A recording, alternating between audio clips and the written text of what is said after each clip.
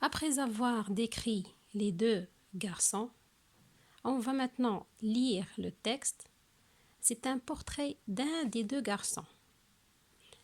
Ce qu'on va faire, on va identifier le bon dessin dont il parle, c'est-à-dire lesquels des deux dessins correspondent au portrait du texte.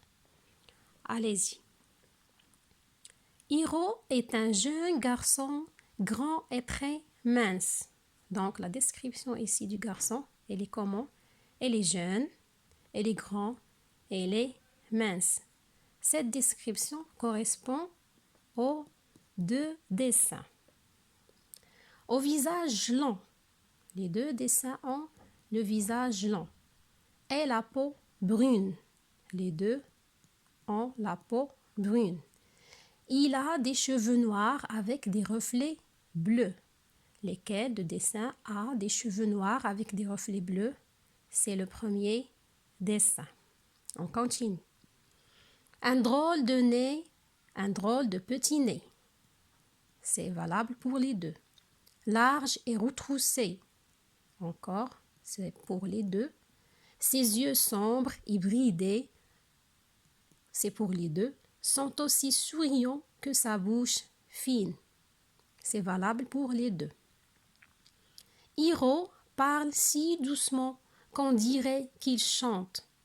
Donc cette description, comment il parle, on ne le voit pas dans le dessin.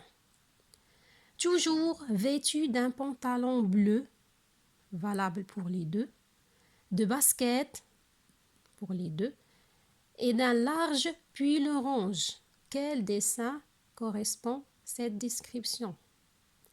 On a dit, ils ont dit large pull orange. C'est le premier dessin.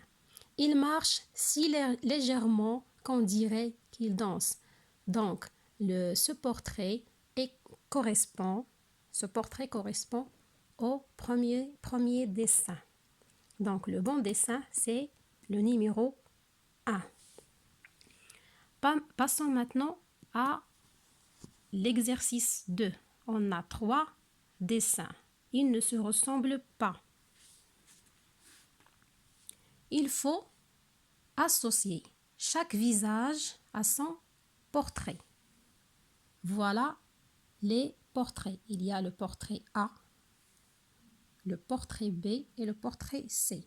On va associer chaque portrait à son visage ou bien le visage à son portrait. C'est la même chose. Allez-y. Iris a le visage rond. Cette description correspond à quel dessin? Les trois ont le visage rond. Donc, on passe à la deuxième description. Des cheveux longs et bouclés. Laquelle a les cheveux longs et bouclés? C'est le visage numéro 3. On continue.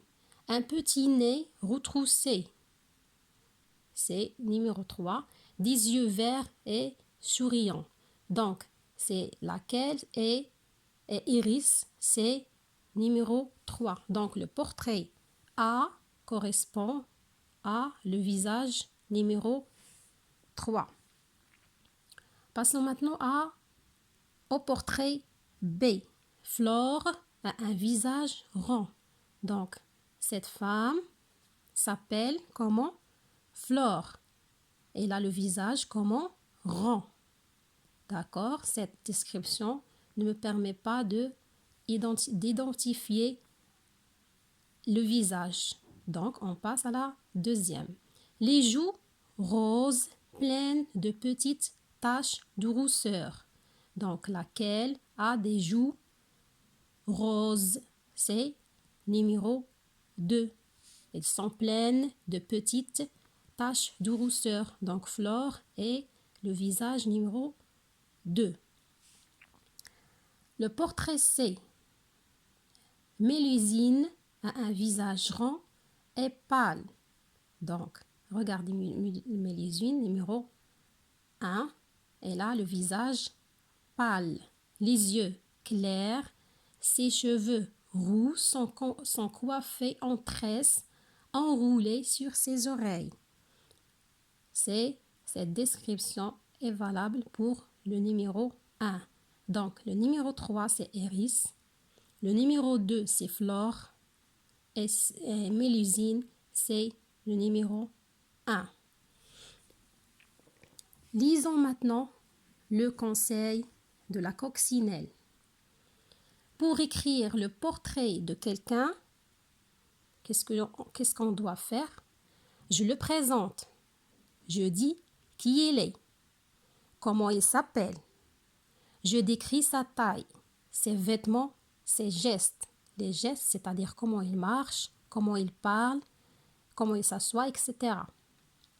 Je décris aussi son visage, sa forme, les cheveux, les yeux, la bouche, le nez. Pour bien décrire, j'utilise des adjectifs qualificatifs. Donc, vous pouvez, pour bien s'entraîner, choisir une personne de votre famille et écrire son portrait sur cahier de maison. Au revoir.